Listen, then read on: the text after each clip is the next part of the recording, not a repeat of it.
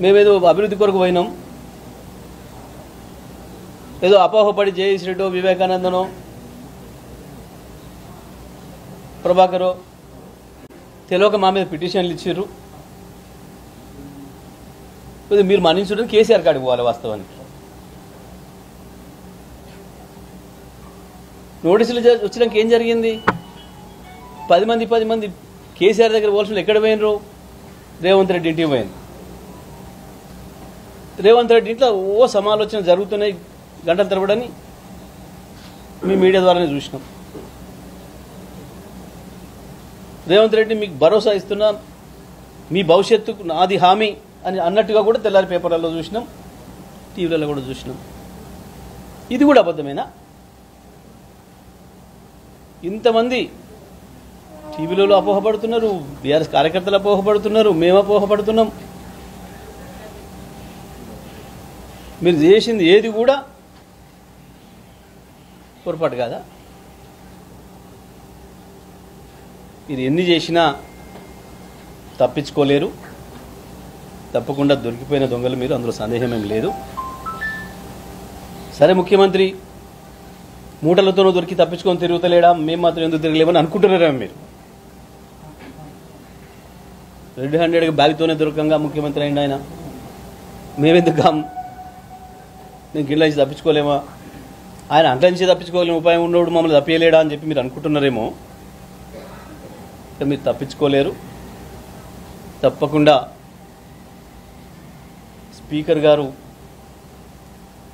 చట్ట ప్రకారం నిర్ణయం తీసుకుంటారని మేము భావిస్తున్నాం. ఎందుకంటే ఈ చట్టం కూడా వారు తెచ్చింది,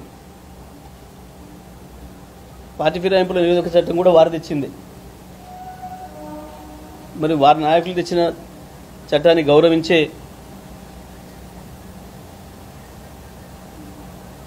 పరిస్థితి ఉందని మేము అనుకుంటున్నాం. స్పీకర్ గారు చేసే నిర్ణయం చట్టానికి అనుకూలంగా ఉంటే సరే, లేదంటే ఆల్రెడీ మేము కోర్టు మెట్లు ఎక్కున్నాం కాబట్టి, కోర్టే గడువు ఇచ్చింది కాబట్టి, ఇంకా ఇది కంటిన్యూస్ ప్రాసెస్లోనే ఉంది కాబట్టి, ఇక్కడ ఒకవేళ ఏదైనా తప్పించుకున్నా కోర్టులో తప్పించుకోలేరు. తప్పకుండా మీ ఎన్నికలు రద్దు అవ్వడం ఖాయం, ఉప ఎన్నికలు రావడం ఖాయం. దాంట్లో ప్రజలు మిమ్మల్ని శాశ్వతంగా రాజకీయాల నుంచి దూరం అయ్యేంత పద్ధతిలో తీర్పులు ఇవ్వడం కూడా ఖాయం. అటువంటి నిర్ణయాన్ని ప్రజలు కూడా వెలిపుచ్చడం ఖాయం. ఎన్నికల్లో మీకు బుద్ధి చెప్పి ఓటమితో ఆ పరిస్థితి ఉంటుంది. సరే, ఇవాళ మేము ఒక ఇద్దరి పైన సమాధానాలు వెళ్ళిపోయినాయి. ఎందుకంటే మా సంజయ్ కుమార్, మా ఎమ్మెల్యే గారు ఎవరైతున్నారో కల్వకుంట్ల సంజయ్ గారు, స్పీకర్ గారు అది ఇచ్చే రోజుకి లేరు, వారు విదేశాలకు వెళ్ళి ఉన్నారు ముందు రోజే. కాబట్టి అది వారికి చేరలేదు.